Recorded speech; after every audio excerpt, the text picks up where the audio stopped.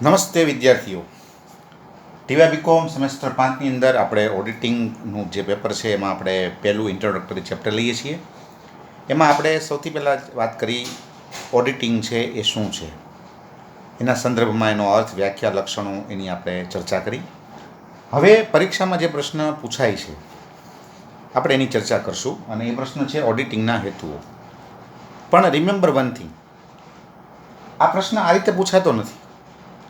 એમાં જે ગૌણ હેતુઓ છે, ભૂલો શોધવી અને અટકાવવી, છેતરપિંડીઓ શોધવી અને અટકાવવી, પરીક્ષામાં એમાંથી પૂછાય છે.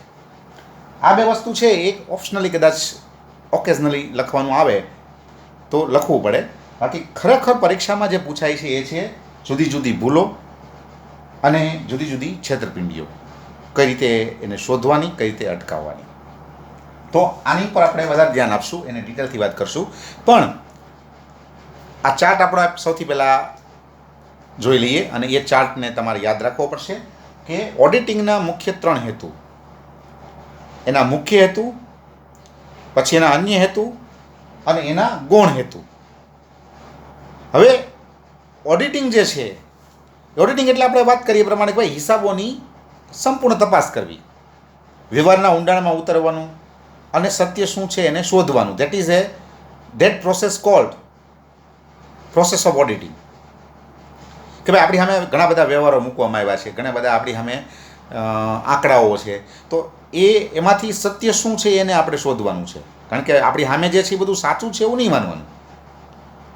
આપણી સામે જે કાંઈ ચોપડાઓ રજૂ કરવામાં આવ્યા, જે કાંઈ હિસાબો રજૂ કરવામાં આવ્યા, જે કાંઈ વ્યવહારો દર્શાવવામાં આવ્યા, એ સાચા જ છે, એ પ્રમાણિત બધું જ છે એવું આપણે માનીને ચાલવાનું નથી.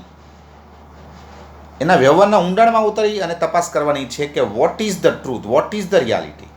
એન્ડ આ અંગેની જે પ્રક્રિયા છે એને આપણે કહીએ છીએ ઓડિટિંગ. તો એના જે મુખ્ય 3 હેતુઓ છે એને આપણે ક્રમશઃ જોઈએ. પહેલાં વાત કરીએ આપણે મુખ્ય હેતુની. મુખ્ય એના 3 હેતુ. પહેલો હેતુ તો કે હિસાબો યોગ્ય રીતે લખાયા છે કે નહીં એની તપાસ કરવી. હિસાબો તૈયાર થાય પણ એ યોગ્ય રીતે તૈયાર થયેલા હોવા જોઈએ.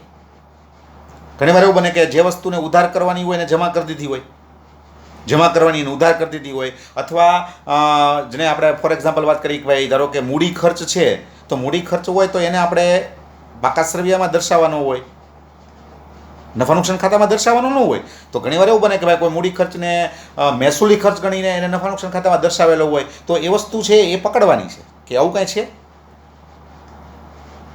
તો હિસાબો યોગ્ય રીતે લખાણા છે કે નહીં એની જે તપાસ છે એ તપાસ ઓડિટિંગ કરે છે. તો ઓડિટિંગનો જે મુખ્ય હેતુ છે એમાં પહેલો હેતુ છે હિસાબોની યોગ્ય તપાસ કરવી, યોગ્ય રીતે લખાણા છે કે નહીં તપાસ કરવી. પછી તો કે જેને આપણે વાર્ષિક હિસાબ કહીએ છીએ એના મુખ્ય 2 તત્વો. પહેલું તો કે નફા નુકસાન ખાતું, જેને આપણે પ્રોફિટ એન્ડ લોસ એકાઉન્ટ કહીએ છીએ. બીજું છે પાકું સરવૈયું, જેને આપણે બેલેન્સ શીટ તરીકે ઓળખીએ છીએ. એક એકાઉન્ટ છે, એક છે સ્ટેટમેન્ટ છે. હવે તો કે નફા નુકસાન ખાતાનું કામ શું છે? તો કે જુદા જુદા જે આવક જાવકના વ્યવહારો છે એને એના દ્વારા, બરાબર, એના દ્વારા નક્કી કરવાનું કે નફો થયો છે કે ખોટ થઈ છે. નફા નુકસાન ખાતું છે એ આખા વર્ષનું પરિણામ બતાવે છે, રિઝલ્ટ, કે તમે નફો કમાણા કે તમે ખોટ કરી. તો હવે ઘણીવાર સંચાલકો છે અથવા કર્મચારીઓ છે એ પોતાના કોઈ અંગત હિત માટે થઈને નફો હોય એના કરતાં વધારે બતાવે, અથવા નફો હોય એના કરતાં ઓછો બતાવે, અથવા નફો હોય ખોટ બતાવે, અથવા ખોટ હોય નફો બતાવે. એટલે ઘણીવાર જે પરિણામ રજૂ કરવામાં આવે છે એ પરિણામ ખરેખર હોતું નથી. ઓડિટિંગનો હેતુ છે સાચું પરિણામ શોધવું, કે આ નફા નુકસાન ખાતું સાચું પરિણામ બતાવે છે કે નહીં. એની સંપૂર્ણ તપાસ કરવાનું કામ, સંપૂર્ણ તપાસ કરવાનો હેતુ એ ઓડિટિંગનો છે. પછી તો કે નફા નુકસાન ખાતુંની વાત તો આપણે કરી લીધી કે નફા નુકસાન ખાતું સાચું પરિણામ બતાવે છે કે નહીં એની તપાસ કરવાનો હેતુ છે, એ મુખ્ય હેતુ છે ઓડિટિંગનો. કે જે નફો બતાવ્યો એ નફો ખરેખર એટલો છે, વધારે છે, ઓછો છે, ખોટ છે, શું છે, what is the reality, what is the truth. એમ પાકું સરવૈયું જે છે એ તમારી વર્ષની અથવા તમારી આર્થિક પરિસ્થિતિ બતાવે છે કે તમારી પરિસ્થિતિ કેવી છે, તમારી પાસે કેટલી મિલકતો છે, તમારી ઉપર કેટલા દેવા છે, તમે કેટલી મિલકતો ધરાવો છો, તમે કેટલું દેવું ધરાવો છો, એનું ચિત્ર રજૂ કરે છે પાકું સર્વે, બેલેન્સ શીટ. હવે મેં હમણાં વાત કરી પ્રમાણે કે એમાં ઘણું બધું ખોટું પણ મૂક્યું હોય એના કરતાં કંઈક જુદું બતાવવાનો પ્રયત્ન કરવામાં આવેલો હોય પોતાની અણઆવડત છુપાવવા માટે થઈને, અથવા પોતાની ઘણીવાર લોકો શું કરે, સંચાલકો પોતાની કાર્યક્ષમતા છુપાવવા માટે થઈને પણ કંઈક ગમે તે એમાં ચેન્જીસ કરી નાખે, આંકડાઓ ફેરવી નાખે, ગોટાળા કરી નાખે. તો પાકું સરવૈયું જે છે એ સાચી વ્યાજબી પરિસ્થિતિ દર્શાવે છે કે કેમ, જે કંઈ દર્શાવે પછી સાચું છે કે નહીં, એની તપાસ કરવાનો મુખ્ય હેતુ એ ઓડિટિંગનો છે. તો ઓડિટિંગ છે એના જે 3 પાસાઓ છે હેતુઓના સંદર્ભમાં, એમાં પહેલું પાસું છે મુખ્ય હેતુ, અને એમાં તમે કહી શકો કે એના મુખ્ય 3 હેતુ છે. હિસાબો યોગ્ય રીતે લખાણા છે કે એની તપાસ કરવી, પછી નફા નુકસાન ખાતું સાચું પરિણામ દર્શાવે છે કે નહીં એની તપાસ કરવી, અને પાકું સરવૈયું સાચી અથવા વ્યાજબી પરિસ્થિતિ, આર્થિક પરિસ્થિતિ દર્શાવે છે કે નહીં એની તપાસ કરવી. વ્યવહારોના ઊંડાણમાં ઉતરવામાં આવે, જુદા જુદા પાસાઓને તપાસવામાં આવે, અને એના આધારે નક્કી કરવામાં આવે કે જે ચિત્ર રજૂ કરવામાં આવે છે, જે હિસાબી ચિત્ર રજૂ કરવામાં આવે છે વર્ષના અંતે, એમાં કેટલી સત્યતા છે, ક્યાં ભૂલ છે, ક્યાં એમાં છેતરપિંડી કરવામાં આવી છે, ક્યાં એમાં ગોટાળા છે. આ બધી બાબતોને ઉજાગર કરવાનું કામ એ ઓડિટિંગનું છે. ધેટ ઇઝ વાય એનો મુખ્ય હેતુ, આ એના મુખ્ય હેતુઓ છે. ધેટ ઇઝ વાય, એટલા માટે. પછી આપણે વાત કરીએ અન્ય હેતુ. અન્ય હેતુ પણ છે કે કર્મચારી ઉપર નૈતિક અંકુશ રાખવો. ઓડિટિંગ એટલે તપાસ, અને તપાસના આધારે અથવા હિસાબોની તપાસ કરી અને શોધવામાં આવતી છેતરપિંડીઓ, શોધવામાં આવતા ગોટાળા, શોધવામાં આવતી ભૂલો.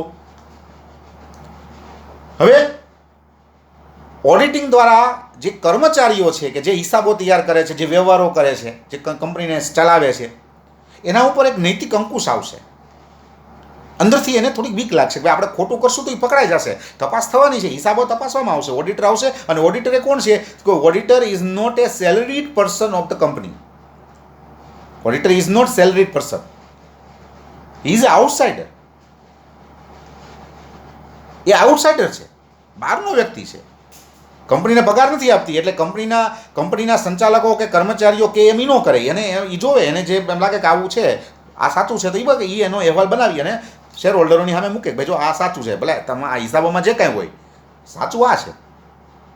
એનું કામ પકડવાનું નથી, અટકાવવાનું નથી, યાદ રાખજો, એનું કામ પકડવાનું છે પણ અટકાવવાનું નથી.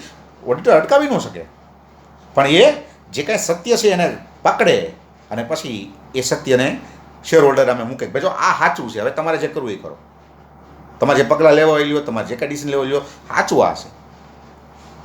તો ઓડિટર જે છે એના દ્વારા હિસાબો તપાસવામાં આવશે. એ બહારનો વ્યક્તિ છે, તટસ્થ વ્યક્તિ છે, એટલે એ સંપૂર્ણ તટસ્થતાથી હિસાબોની તપાસ કરશે અને જે સાચું ચિત્ર છે એ રજૂ કરશે. એટલે કર્મચારીઓ કે જે હિસાબો તૈયાર કરે છે, જે વ્યવહારો કરે છે, જે કંપની ચલાવે છે, એના મનમાં અંદરથી જ એક બીક જેવું રહેશે, એક એના ઉપર એક પ્રકારનું જેને કહેવાય ને કે અંકુશ રહેશે કે આપણે ખોટું કરશું તો પકડાઈ જશે, એ ચાલશે નહીં. કારણ કે બહારનો ઓડિટર આવી અને હિસાબો તપાસે, એમાં વસ્તુ બહાર આવશે અને એ એના અહેવાલમાં બતાવશે, માલિક શેર હોલ્ડરોને આ વસ્તુ જણાવશે. કર્મચારી ઉપર આ રીતે એક પ્રકારનું જેને કહેવાય ને કે એક પ્રકારનું અંકુશ છે, એ કંટ્રોલ છે એના ઉપર ક્રિએટ થાય છે. અંદરથી એને બીક લાગે છે, થોડી બીક લાગે, ભાઈ આપણે આટલું બધું ખોટું નહીં કરીએ, ખોટું કરશું, ભૂલ કરશું તો પકડાઈ જશું, ચાલો આપણે ધ્યાન રાખીએ. તો જે કર્મચારીઓ છે એના ઉપર નૈતિક અંકુશ રાખવા માટે ઓડિટિંગ છે એ ઇમ્પોર્ટન્ટ છે. એ ઓડિટિંગનું એક હેતુ એ છે કે આવી દર વર્ષે હિસાબોની તપાસ થાય અને એના આધારે કર્મચારીઓ જે છે એ બધા બરાબર એના ઉપર એક અંકુશ રહે, એ થોડાક બીવે. બીજું તો કે કાયદાની જોગવાઈનું પાલન. જોઈન્ટ સ્ટોક કંપનીએ પોતાની હિસાબોનું ઓડિટ કરાવવું ફરજિયાત છે, કાયદાની જોગવાઈ અનુસાર એ એને કરવું જ પડે. તો ઓડિટિંગનો હેતુ એક પણ છે કે કાયદાની જોગવાઈનું પાલન કરવું. ઓડિટિંગ હિસાબોની તપાસ કરીને તમે અથવા ઓડિટિંગની જે પ્રક્રિયા છે એના દ્વારા તમે કાયદાની જોગવાઈનું પાલન કરો છો, તમારે કરવું પડે છે. તો એનો પણ એક હેતુ છે. અને ત્રીજું તો કે હિસાબોની વિશ્વસનીયતા પ્રાપ્ત કરવી.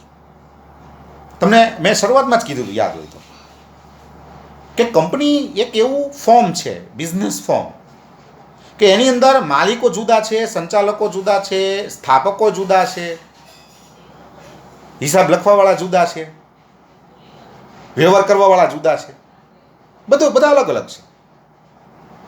અને એમાં જે માલિકો છે એ માલિકો એટલે કે શેર હોલ્ડર્સ જેને આપણે કહીએ છીએ, તો એ એક એવો પક્ષકાર છે કે જે કંપનીના સંચાલનમાં પ્રત્યક્ષ હિસ્સો લઈ શકતો નથી. એ કંપનીના સંચાલનમાં પ્રત્યક્ષ હિસ્સો નથી લઈ શકતો. એ મૂડી આપે છે, માલિક છે, નિર્ણયોમાં પોતે પોતાની હિસ્સેદારી આપે છે, પણ એ કંપનીના પ્રત્યક્ષ સંચાલનમાં ભાગ લઈ શકતો નથી. એટલે એના મનમાં એક પ્રકારનું હંમેશા એક શંકા રહે કે ભાઈ હું તો અહીંયા કાંઈ પ્રત્યક્ષ તો છું નહીં, મેં મૂડી આપી, મેં નિર્ણયોમાં મારી હિસ્સેદારી આપી, પણ પ્રત્યક્ષ તો હું સંચાલનમાં ભાગ લેતો નથી. તો અહીંયા ગોટાળા મારી પાછળ થાય છે કે કેમ, મારી પાછળ છેતરપિંડીઓ થાય છે કે કેમ, મારી પાસે ભ્રષ્ટાચાર થાય, એના મનમાં એક પ્રકારની શંકા તો રહે જ છે.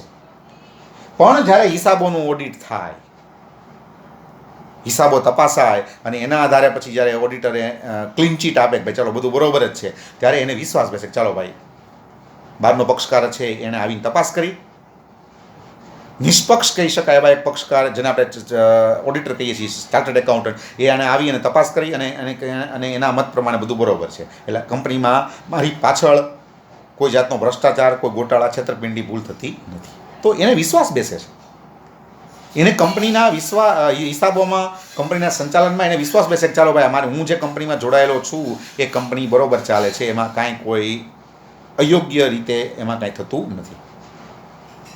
તો આ એનું એક અન્ય હેતુ છે કે ઓડિટિંગ છે એ જે આવા ત્રાહિત પક્ષકારો છે એના મનમાં વિશ્વસનીયતા ઊભી કરવાનો હેતુ ધરાવે છે. ખાલી શેર હોલ્ડર્સની વાત નથી કરતા, ઘણા બધા એવા પક્ષકારો છે કે જેને વિશ્વાસ દેવડાવવો પડે કે ભાઈ તમે અમારી કંપનીમાં જોડાયેલા છો પણ અમારી કંપની બરોબર ચાલે છે. અને એ ક્યારે કરી શકાય તો કે હિસાબોની તપાસ કરી, બાહ્ય પક્ષકાર દ્વારા હિસાબોની તપાસ કરાવી અને તમે એને બાહ્ય પક્ષકારોને તમે વિશ્વાસ આપી શકો કે ભાઈ તમે અમારી કંપનીમાં જોડાયેલા છો પણ અમારી કંપનીમાં કાંઈ ખોટું થતું નથી. તમે એકદમ વિશ્વાસ રાખો, તમે એકદમ જેને કહેવાય કે બેફિક્ર બનો.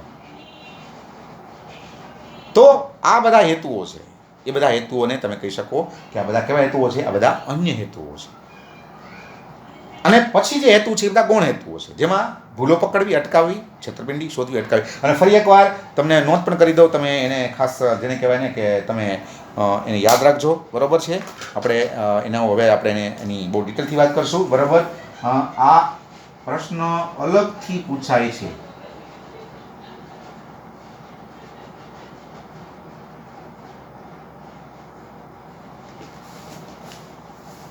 આને અલગથી તૈયાર કરજો.